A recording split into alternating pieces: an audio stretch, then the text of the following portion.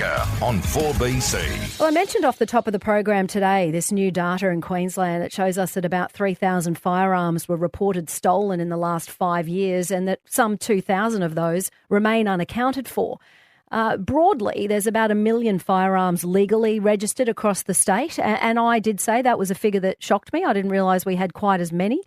Dr Terry Goldsworthy is joining us, Associate Professor of Criminology at Bond University. We also know, of course, that Terry has more than 28 years of policing experiencing under his belt, and we welcome him back to Afternoons, and thank you for your time today, Terry. Yeah, good afternoon, Sophie. Terry, I've got to say, I saw this story over the weekend in the news, and then I happened to have a conversation with a listener, Joanne. I hope she's listening today. I ran into her at Suncorp, and she recognised me. We started having a conversation, and she said, I wonder whether or not we're hearing more about guns in the community. She said, have we got a little bit relaxed when it comes to firearms? And I said to her, Joanne, when there's reason to talk about this, I said, I'll definitely bring it up because it's not something I'd really considered. Then, of course, we got this data out, this understanding of what is going on with this special operation that QPS have shared with us. And I figured it was a great time to ask you the question, are we a little relaxed when it comes to firearms after, what we went through 30 years ago and then a second buyback that happened in 2003? What's the sort of lay of the land, so to speak? Yeah, look, I don't think it's got more relaxed. If you look at Australia, I had a look at this back in about 2021 when I was writing a book chapter on the militarisation of our police, and our ownership of firearms in Australia sits at about 15 firearms per 100 head of population.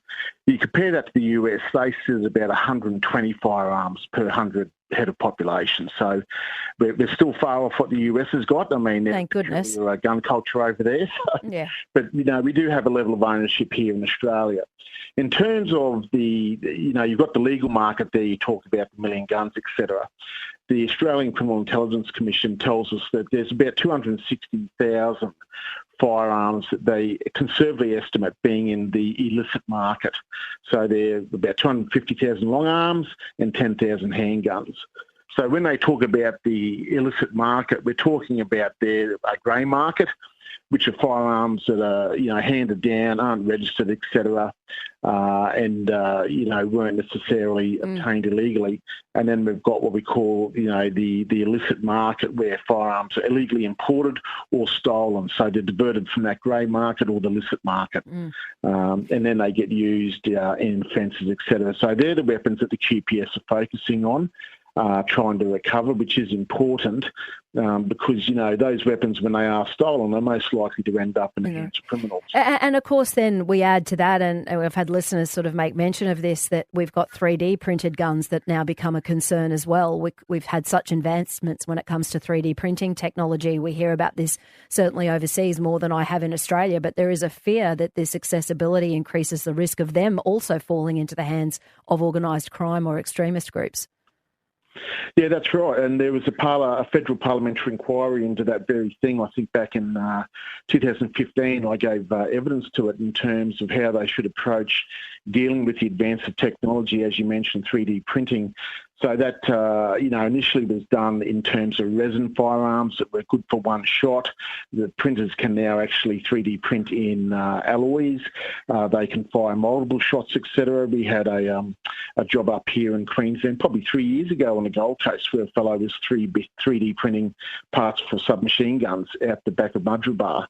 And was closed down. So certainly there are other avenues that the criminals will use, and they advance with technology. We have the dark net now. The Australian Institute of Criminology had a look at that in 2021, and they just looked at a very small segment of the market. About a dozen specialist crypto markets, etc., on there where they're selling these things almost like an eBay on the dark web.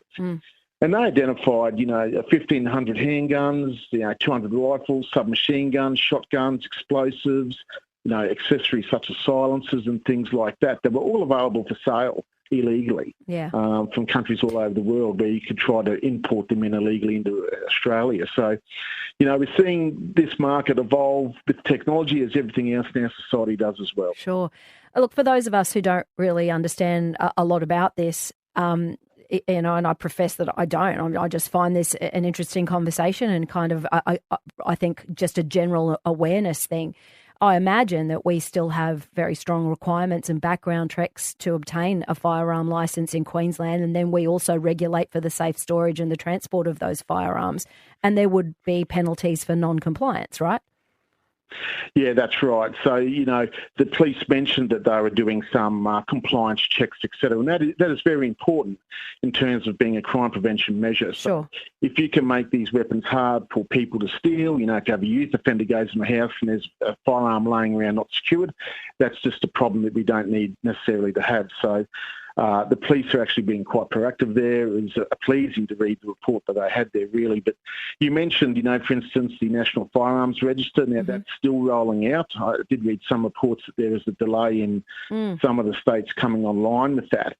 But when it does come online, that's going to give the benefit of, nationwide tracing of firearms, the sharing of information real time for police, and national licence verification services, which is what you just alluded to. So all of those things will be of benefit in terms of getting all that data into one system. That's really interesting because that National Firearms Register was something that they've been talking about for 30 years. And then last year, it was actually National Cabinet that had an agreement at the end of 2023 to implement it. And they put aside, the Albanese government put aside $160 million to establish the National Firearms Register and to support the reforms we're talking about when it comes to the management of firearms. But the states and territories have to reform their own firearms management systems if they're going to get this national register fully operational. And they're saying another 4 years. It's one of those things where you lament that the wheels of government turn very slowly, Terry. Yeah, look, I think 4 years is unacceptable. I mean, this came off the back of the Wierenbiele shootings. Yeah. And, I think something like this, there should be a sense of urgency to it. And to my mind, 4 years is not acceptable. And I did see that kind of year figure get pumped out there in the public realm. And I just think that's not acceptable for public safety and for police safety. It should be done much quicker. So two things. We had the original buyback, as I mentioned, in 96 after Port Arthur. We had a second then in 2003. Do you think we're due for another if there is the opportunity to remove some firearms from being in circulation? Well, yeah, so you have two kind of regimes here. One is the state buyback regimes that will take place from time to time. And we have had, in fact, a permanent national firearms amnesty that began in 2021. So they're not necessarily buying back a firearm, but you can surrender the firearm anonymously and without penalty. And that's been in place since mid-2021. And as of 2024, some 40,000 weapons have been returned. So, I mean, there's an ongoing national approach to this in terms of, getting people to hand weapons in. There's not that financial incentive. But, I think the state government, from time to time, it would be well advised to do a local amnesty or perhaps even a buyback if they've got the funds to do so, and just encourage any of those weapons that are out there in that illicit markets to be surrendered to the police. And look, and that's what we're talking about. This is not about the extreme side of anything. Jeff just sent through a text and he said properly registered firearm owners are among the most law-abiding citizens in the community, and I don't doubt that for a second.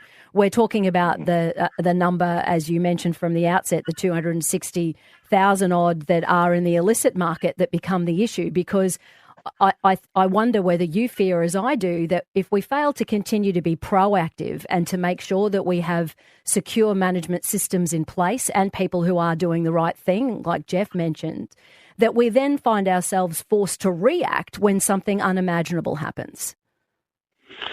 Well, that's right. I mean, the licence holder is just a member of society who's done everything lawfully required, etc.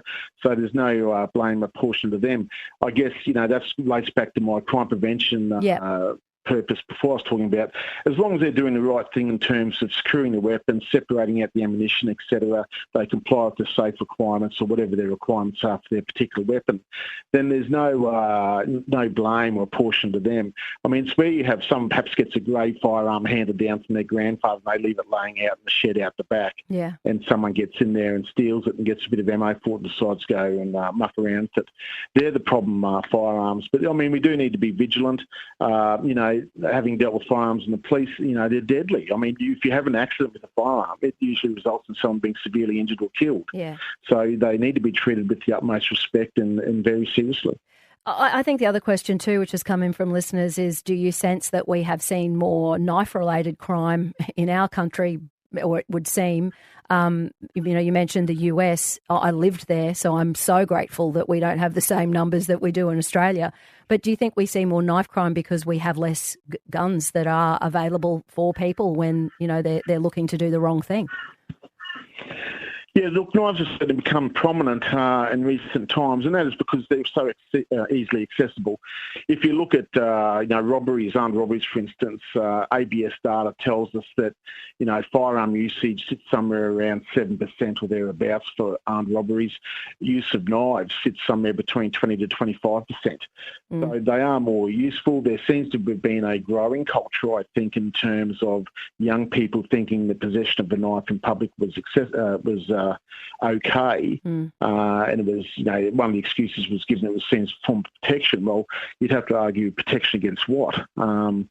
So, Jack's laws, I think, are quite effective. Absolutely. Bonding seems to be recovering a lot of weapons, and every weapon recovered prevents potential offences happening.